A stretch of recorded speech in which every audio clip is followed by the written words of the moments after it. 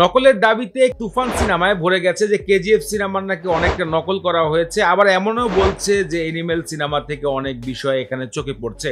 দর্শক, পুরোপুরিভাবে ক্লিয়ার করে দিচ্ছি, কেজিএফ এর কিছু ঘটনা, কিছু কাল, কিছু স্টাইলিশ এই সিনেমায় আমাদের চোখে পড়ছে। কারণ একটা কথাই বলতে হয়, তুফান সিনেমার ৮০ দশকের কাহিনীকে আমরা দেখতে পারবো, গ্যাংস্টার জীবন, স্টাইলিশ জীবন, তারা কিভাবে বিলাসবহুল জীবন লিড করতো, এই বিষয়গুলো আসলে এই তুফান সিনেমায় দেখা যাচ্ছে এই টিজারের ভিতরে। আর একটা কথাই বলতে হয়, আমরা যেহেতু কেজিএফ সিনেমাটা অনেকেই দেখেছি, সেখানেও রকি ভাই ওই মাফিয়ার জীবন, সেখানে ৮০ দশকে কেমন স্টাইলিশ ছিল গ্যাংস্টাররা, এই জিনিসটা প্রায় প্রথমবারের মতন যখন আমরা স্ক্রিনে দেখছি, আমরা বারবার মনে করছি যে এইটা আসলে একই রকম। হ্যাঁ, একটা পয়েন্ট এক হবে, সেটা হচ্ছে তুফানের ভিতরে শাকিব খানের ইচ্ছা থাকে যে তিনি পুরো দেশটাকে শাসন করবে, পুরো দেশটাকে তিনি দখল করে নিবে।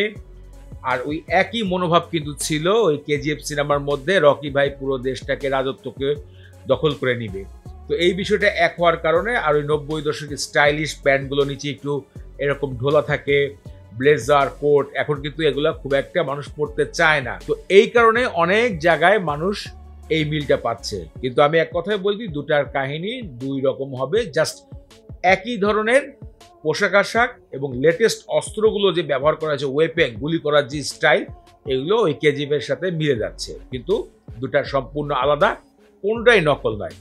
দ্বিতীয় পয়েন্টে বলি, এনিমেল সিনেমায় রণবীর কাপুরকে নীল রঙের ব্লেজারে যেমন দেখা গিয়েছিল, ঠিক এই জায়গায় একই রকম দেখার কারণে বারবার অনেকজন মনে করছে এটা কি এনিমেল সিনেমা। না, কখনোই না। এনিমেলের কাহিনী হচ্ছে বর্তমান সময় ফ্যামিলিকে ঘিরে, বাবাকে প্রোডাকশন করার জন্য ছেলে হিংস্র হয়ে যাচ্ছে, সবকিছুই করছে ভালোবাসা পাওয়ার জন্য, ওই রকম একটা ঘটনা ছিল।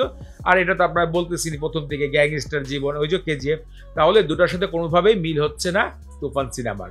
আরও কিছু পয়েন্ট বলি, শাকিব খানকে হঠাৎ করে আমরা বিভিন্ন নায়কের সাথে মিলিয়ে ফেলছি, কারণ প্রথমবারের মতো শাকিব খানকে একটা অন্য লেভেলে নিয়ে গেছে রায়হান রাফি, তাকে একদম ইন্টারন্যাশনাল মানের একটা প্রেজেন্ট করেছে নায়ক হিসাবে। এবং এই জন্য আমরা একবার রণবীর কাপুর মনে হচ্ছে, একবার কেজিএফ এর ইয়াশকে মনে হচ্ছে, এমনটাই বারবার ধোকা হচ্ছে।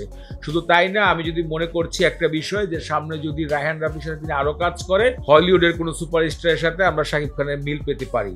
সো মিল পাওয়াটা আসলে কোনো বিষয় না। শাকিব খান সুন্দর একজন নায়ক, সুদর্শন পুরুষ, তাকে যেভাবেই সাজাবে অন্য সুদর্শন পুরুষের সাথে তার মিল খুঁজে পাওয়াটাই স্বাভাবিক। তো দর্শক, এই জিনিসটা ক্লিয়ার করে দিলাম যে এই দুটা সিনেমার সাথে এই সিনেমার কোনো ধরনের কপি বা নকলের বিষয় আপনারা পাবেন না, কারণ টিজার এবং গল্প দেখেই বোঝা যাচ্ছে।